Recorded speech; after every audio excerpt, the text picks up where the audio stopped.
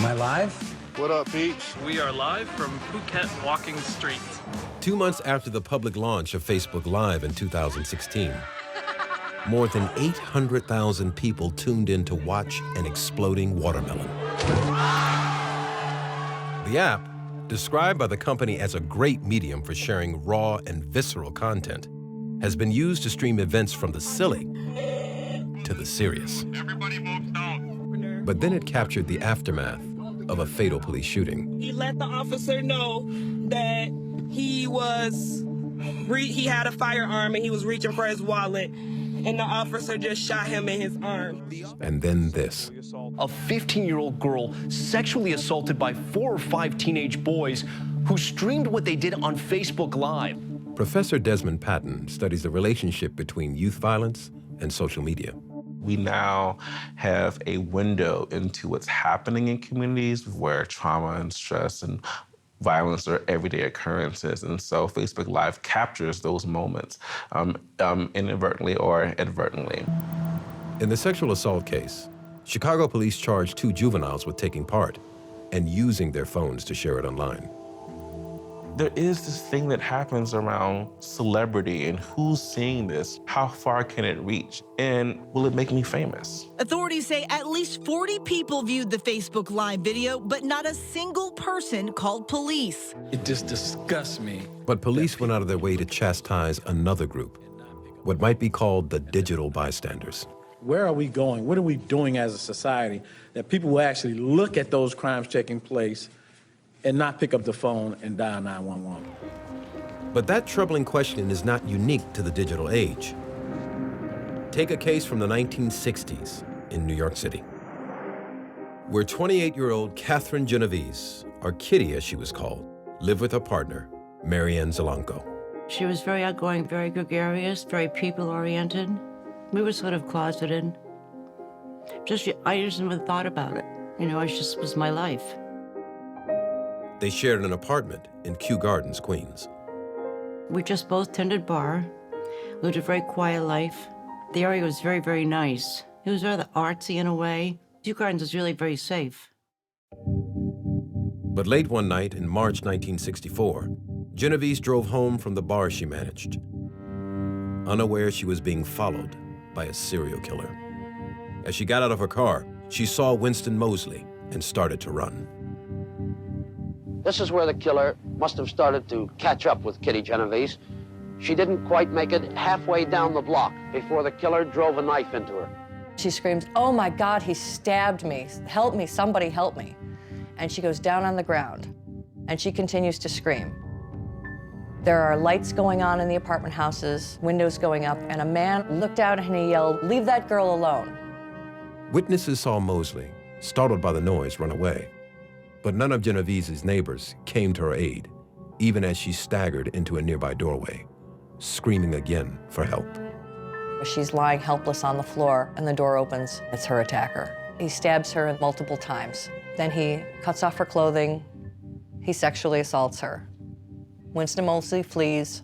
A police car pulls in. But it was too late. Kitty Genovese died in the ambulance on the way to the hospital. Her partner, Marianne, didn't hear the news until later, when the police knocked on her door. I felt, wow, she was so close and I was sleeping and I didn't know what happened, that I could have saved her. You know, that's what I really think still. At first, the murder was not big news. But 2 weeks later, after a tip from police, the New York Times published a chilling front-page story that began, "For more than half an hour, 38 respectable, law-abiding citizens in Queens watched a killer stalk and stab a woman." The story was absolutely and utterly shocking. No one could imagine that not only would people fail to call the police, but that they would watch the murder take place over half an hour. One witness was quoted as saying, "I didn't want to get involved." The story became a sensation, and the public reacted with disgust and fear of city life. Tell me why you felt it was necessary for you to carry a knife. The Kitty Genovese case, where no one came to her rescue, even though she begged for help. 38 of her neighbors watched a woman die. And when it was over, they all went back to bed. In the aftermath of the murder, the 38 witnesses who were not involved in Kitty's murder, but were only witnesses to it, had been portrayed almost worse than the murderer himself. 29-year-old Winston Mosley was picked up by the police and confessed to the killing. The detectives asked the killer, how could you attack this woman in front of so many witnesses? Weren't you afraid? And the killer said, I knew they wouldn't do anything. People never do. Genovese's death became a metaphor for public apathy and moral decay. But two young social psychologists, John Darley from NYU and Bib Latané from Columbia University, had a different take. Perhaps Kitty Genovese might have been alive today if fewer people had seen her. Their idea became known as the bystander effect. What struck me and struck John as we talked about it is that 38 might not have been just a coincidence. It might have been a cause. It might have been what made it happen. That it might have been that each of the people was actually concerned, but somehow was misled by the idea that other people were watching. Using students, Latané and Darley designed experiments to test their counterintuitive theory that the more people who witness an emergency, the less likely it is that any of them will intervene. I'd like to thank the two of you for being here today. A student was told she was speaking privately over an intercom with one other student who suddenly said he was having a seizure. If somebody would give me a little help. Hello? She quickly got up and ran for help, as did most of the subjects who thought that they alone knew someone was in trouble. Anybody here? Help! We need some help! We've got somebody hurt! Hello? But look what happened when students were told there were others listening to the conversation. Somebody give me a little help here. I'm having a real problem right now. In repeated experiments, the majority of them just sat there and didn't help. You think that if there are many people who witness something, that other people certainly already have done something, why should it be me? New evidence in the Kitty Genovese case has emerged showing that details of that shocking New York Times story were exaggerated. Two neighbors did call the police, and while dozens heard her screams, only a few actually saw the attack take place. We can look back and say that it wasn't entirely accurate, but the fact is that it was a powerful change agent for society. 911 emergency. In the wake of the murder, the 911 phone system was created to make it easier to report a crime. And more states passed Good Samaritan laws to encourage people to help. But tougher measures, so-called duty to assist laws, are not widespread.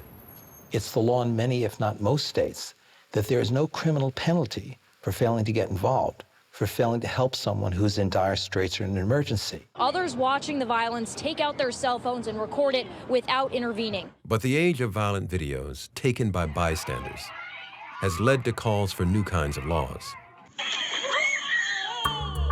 That happened in California after a 14-year-old boy suffered a concussion during an assault by one teen, while another filmed it and posted it on Snapchat.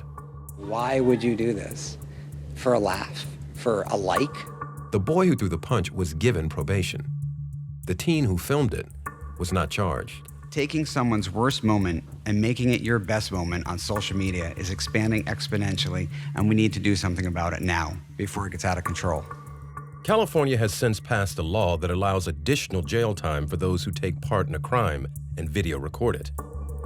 But what about those watching online? Viewing things around rape and beatings and murder are extreme cases that are actually rare on social media. But what do you do when you see negative things? Should you report it like you would a physical situation? Should you call 911? Should you call a community-based organization? I think that police and schools and parents and technology companies can come together and really put forth some ideas on what people should do. Under fire for not anticipating how its platform would be used, Facebook has hired thousands of people to remove offensive material faster, so its users don't become unwitting bystanders to violence. We will keep doing all we can to prevent tragedies like this from happening. But social scientists say the bystander effect, taught in textbooks worldwide, is a much broader phenomenon, as ingrained in us today as when it came to light 55 years ago in the Kitty Genovese case. What we now understand is that this observation and not knowing what to do is something that we've done for a really long time, and that technology has not shifted that. It just puts a finer point on what we've already been doing.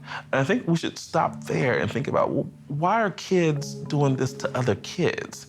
And social media gives us an opportunity to really dig into that. And so that's where I think our attention should be at this moment.